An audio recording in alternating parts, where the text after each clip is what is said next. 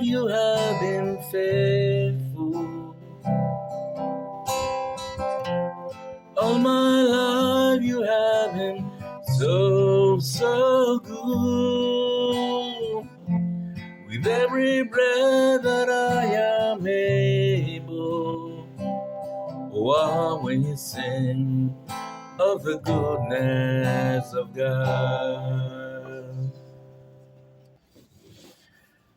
Hi everyone, how are you today? Alors, pourquoi me suis-je arrêté de chanter? Eh bien, tout simplement parce que mon objectif aujourd'hui n'est pas uniquement de chanter, mais de vous expliquer quelques aspects de langue, quelques aspects linguistiques.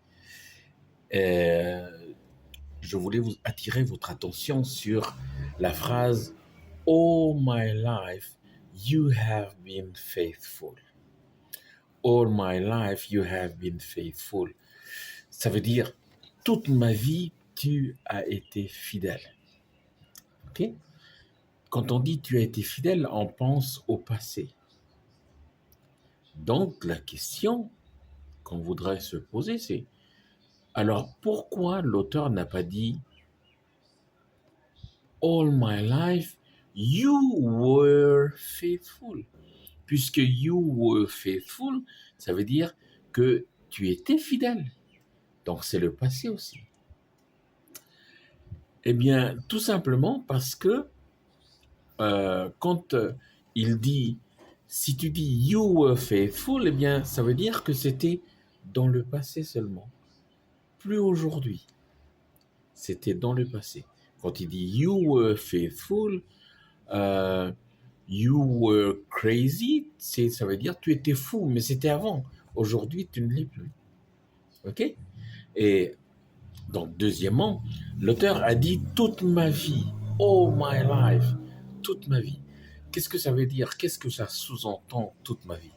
Eh bien, quand on dit toute ma vie, ça veut dire depuis ma naissance, aujourd'hui et encore demain. All my life, aujourd'hui, je vis encore par la grâce de Dieu. Donc, il a dit all my life. L'auteur a écrit all my life, you have been faithful. Ça veut dire que c'était avant, à ma naissance, aujourd'hui et encore demain. Vous voyez?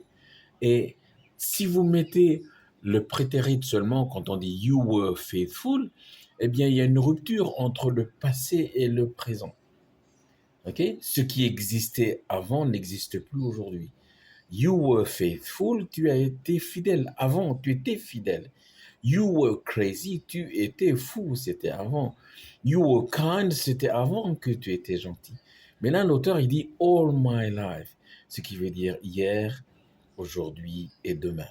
Et en anglais, pour exprimer quelque chose qui se passe, qui a commencé dans le passé, qui est encore d'actualité aujourd'hui et qui continue, bien sûr, eh bien, on utilise le present perfect. Et comment on utilise le present perfect? Eh bien, vous voyez là où c'est you have been faithful. Sujet you, have, et ensuite been. Been qui est le participe passé du verbe be. Alors, si on changeait le sujet, si c'était she, he ou it, c'est-à-dire la troisième personne du singulier, on aurait mis she has been. Vous voyez? Mais là, c'est you have been, parce que on dit you have, parce que quand c'est you, eh bien, on dit you have. I have, you have, she has, it has, he has, we have, you have, they have. OK? Donc, le present perfect, eh bien, c'est sujet plus have ou bien has plus le participe passé du verbe. OK? You have worked, ça veut dire tu as travaillé, mais tu travailles encore en ce moment. OK? Donc, l'auteur a voulu dire que Dieu lui a été fidèle hier, aujourd'hui, et il continue d'être fidèle, et sûrement pour l'éternité.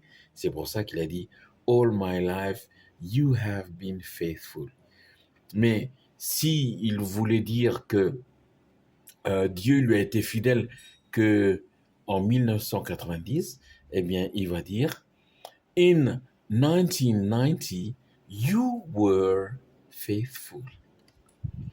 La chanson, elle continue. Vous avez vu, le refrain, il dit comme ça, euh, All my life, you have been so good.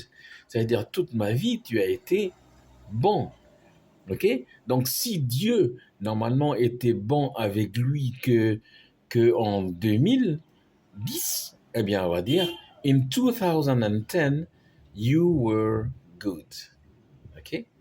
Donc, voilà la différence entre le present perfect et le prétérite, qui est le temps du passé. Thank you very much. I will see you later. Take care of you. Bye.